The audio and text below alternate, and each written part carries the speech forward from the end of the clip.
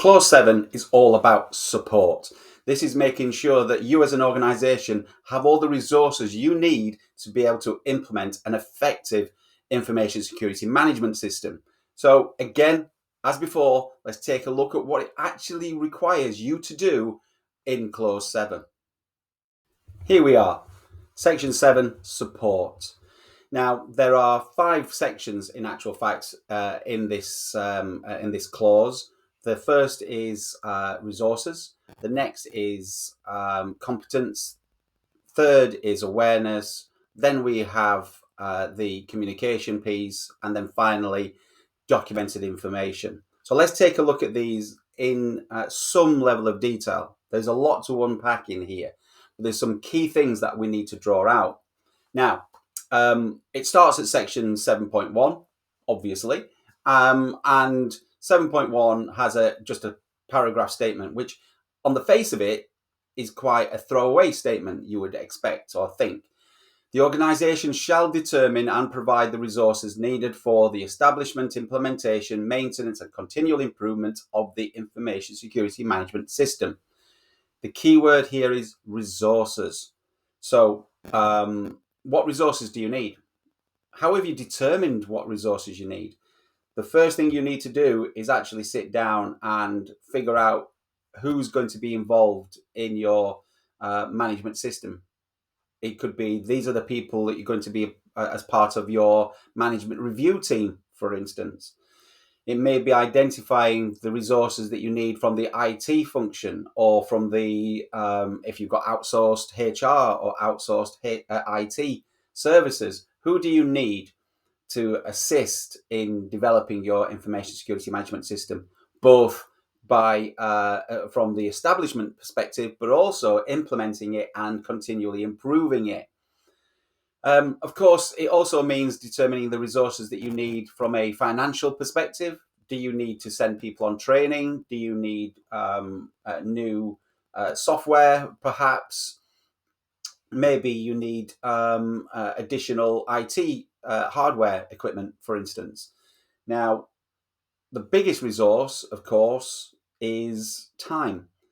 Do you have the time? Have you determined how long you're going to take on establishing and implementing your information security management system? Have you considered how long it might take? Because, of course, it depends upon the size and complexity of your organization. If you're 10 people compared to 10,000, it's going to be clearly a very different story. So you need to determine what resources you need. So step 1, under support, identify the resources that you need: financial, technical, and time. And again, you can do that very simply on a blank piece of paper, Excel spreadsheet, whatever it is that you decide to use. Personally, we like to mind map it. That's how we do it. Once you've determined what the resources are, then we move on to the competence, and you need to be able to determine the necessary competence of persons doing work under your control that affect the security performance, ensuring that these persons are competent based on the appropriate education, training, or experience, and where applicable, take actions to acquire the necessary competence, and then evaluate the effectiveness of the actions taken. Again, there's quite a lot in there. So how do you do this? Well, we within our online courses and within our implementation, we talk about having a competency matrix. So identifying the key skills that you need to have to implement your 27001, and then putting the key people's names against those competencies, and determining whether they have had the education, training, or experience. So ETE, experience, training, or education. Have they been on a course, a formal course? Maybe they've acquired ISO27001 lead implementer, for instance, those skills. Maybe they've implemented ITIL incident management processes, for instance. So formal training, but it doesn't have to be formal training. Education also means, have they read books? Maybe they've watched some YouTube channels and they've been educated, they're self-taught, self-educated. Or they may be simply experienced in implementing 27001 or information security management through another channel. Maybe they've worked at another organization that has implemented 27001 or NIST or CIS or some other controls, PCI DSS, for instance.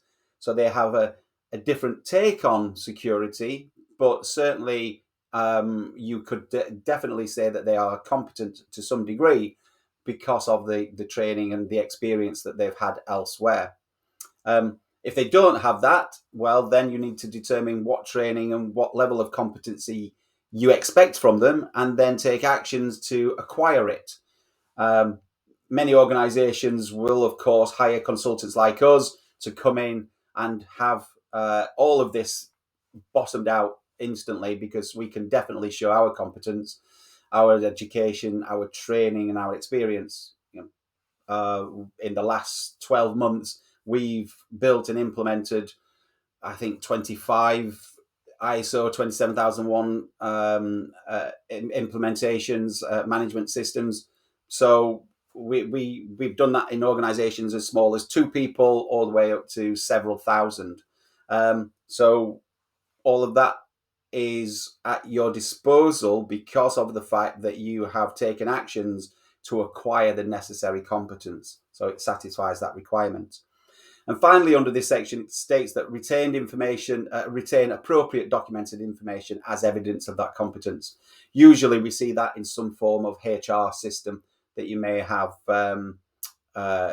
purchased, or it may be that you've got training records, certificates, proof of attendance on courses, for instance.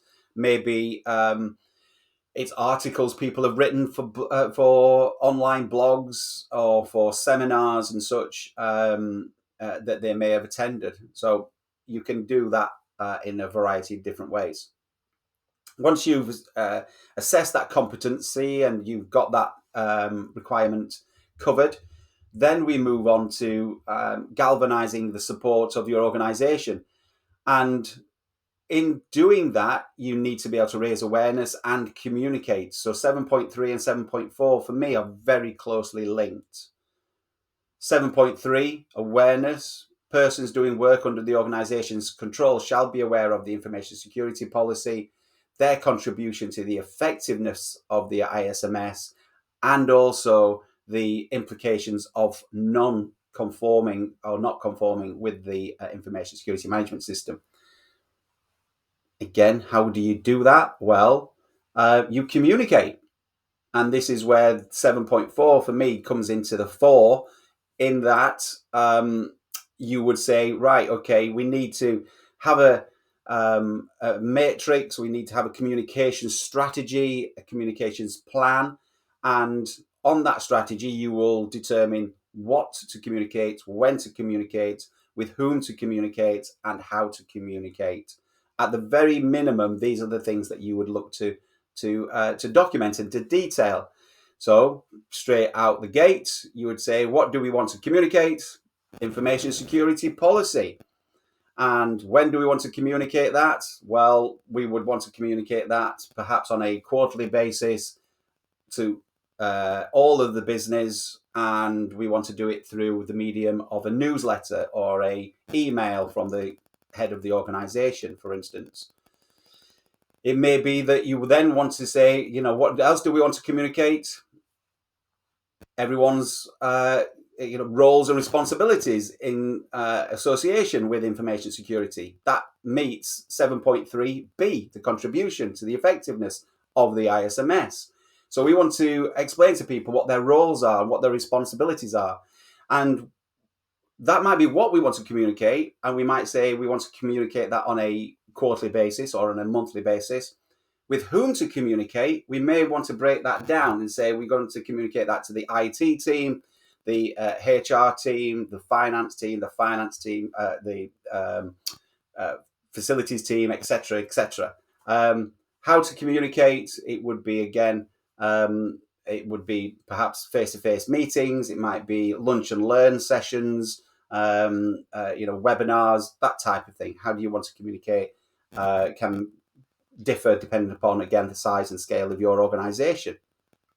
So 7.3 and 7.4, in my humble opinion, are very closely aligned, very closely linked.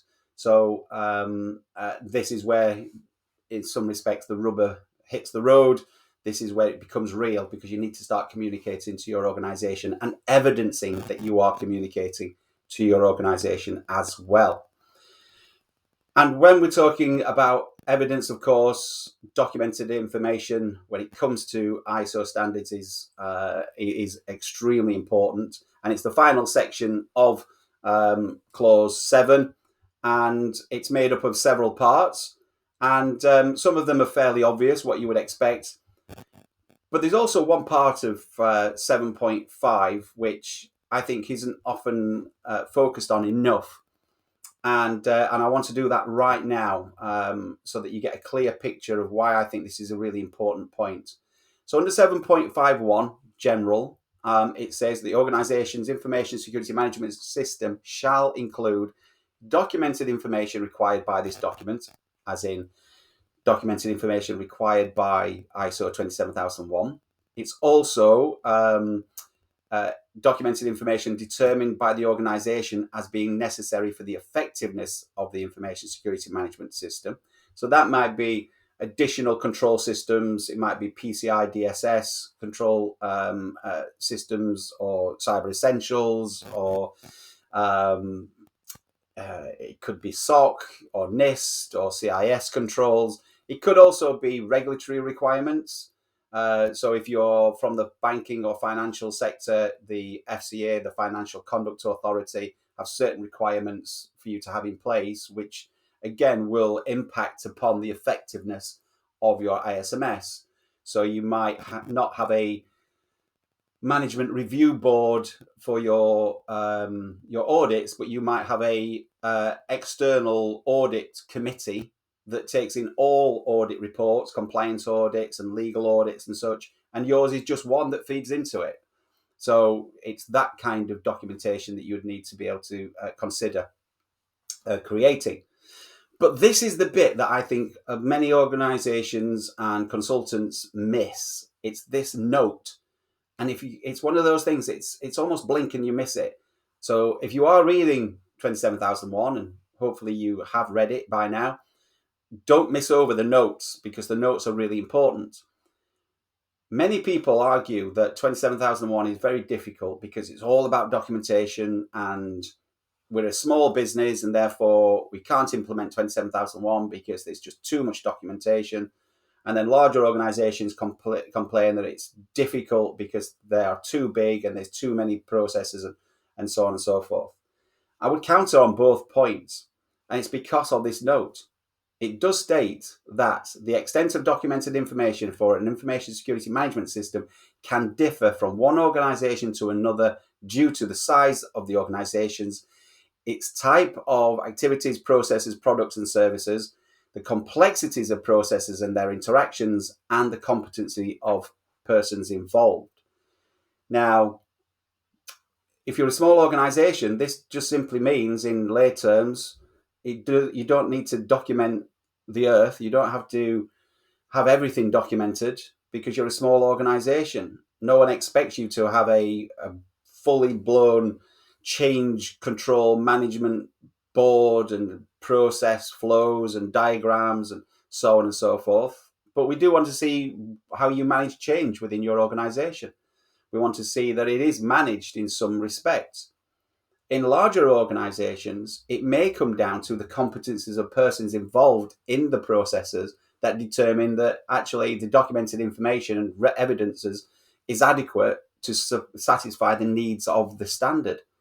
A great example, in a large organization that I worked with some time ago, they had a legal team, an internal legal department.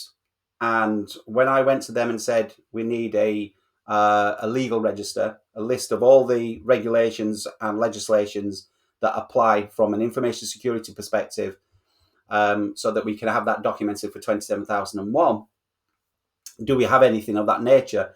That person just looked at me and said, you have a whole department at your disposal. Our job is to keep this organization at the head of any kind of legal scrutiny. Okay, so we don't need a register. Absolutely not. Why would we need a register? And I absolutely fully agreed with them. Their very raison d'etre for that department was to understand the legal landscape for that particular business. So when the auditor came along and said, "Do you have a legal register? Can you show me how you're complying? Applying the compliance to your organisation?" I just introduced them to the entire legal team and just said, "Take your pick. Who would you like to speak to first?" So just keep it in mind that when we talk about documented information, it can differ. It does differ, and in fact, the standard states it can differ based upon those three criteria right there. And finally, within this section, you've got two sections here, 7.52 and 5.3 again, very closely linked. It's all about the creating, updating, and control of documented information. Of course, if you are creating documentation, it needs to be relevant to the audience. So it needs to have a reference, a title, so that people know what it is that they're reading. I have seen people pass information security policies to me where it doesn't have a cover page. I had to read the document to know what it was I was actually reading. And I wasn't sure if it was an extract of another document because it had no cover page, it had no owner. It just simply said page 1 at the bottom and a date. Okay, is that the date it was printed, the date it was created? Who owns this document? I had no reference. I had nothing to hold on to. So I wasn't sure what the context of this policy was. So make sure your documents just have a title page. Make sure they have a control section on the front cover or on the next page, which says who the owner is, what version that you're actually looking at, when was it last updated. Maybe even on the front page or in the footer, you would also include the classification. So the document itself is classified as confidential or internally protected, or for public consumption. It can be shared externally. That comes into the control of the documented information. Also, that you ensure that the document itself is in a format that is easy to understand and is relevant to your intended audience. And that comes very much into when you're creating documents, making sure you review them for their suitability and adequacy for the intended audience. You want to make sure that your intended audience can read them and understand them, because otherwise, why write them in the first place? And finally, under 7.53, control of your documented information, making sure that, as I've already said, that they have some form of control of changes, version control, retention and disposition, who they can be shared with, etc., is always good. The way that we satisfy that, and we talk about this extensively in our online courses and in our templates and such, is we have a document tracker. And again, depends upon the size and complexities of the organization. We start by building up a mind map of documents and who owns them and where they sit and which functions do they belong. But also we have an Excel spreadsheet that we use more regularly, which has the title of the document, the version control on there. It has the last updated, who signed it off, and when is the next review date, and also at the end what the retention is. So we retain documents for periods of time. So even an information security policy, if it's changed, we will keep a version for up to 3 years. But that's, again, dependent upon you and your organization, what your data retention period is. And there you are. Clause 7 is clearly quite detailed. There's a lot to unpack, as I've said. But take a look at the clause in detail. Think about each of the words, as you should with each of the clauses. They are there. The words are there for a reason. So ask yourself, what does it mean to you? How does it relate to you? And importantly, how can you evidence that you've met the requirement? But just try not to boil the ocean. Okay, thank you ever so much for watching. As ever, please do share this and do remember to like, comment and subscribe. And we'll see you next time on Clause 8 Operations.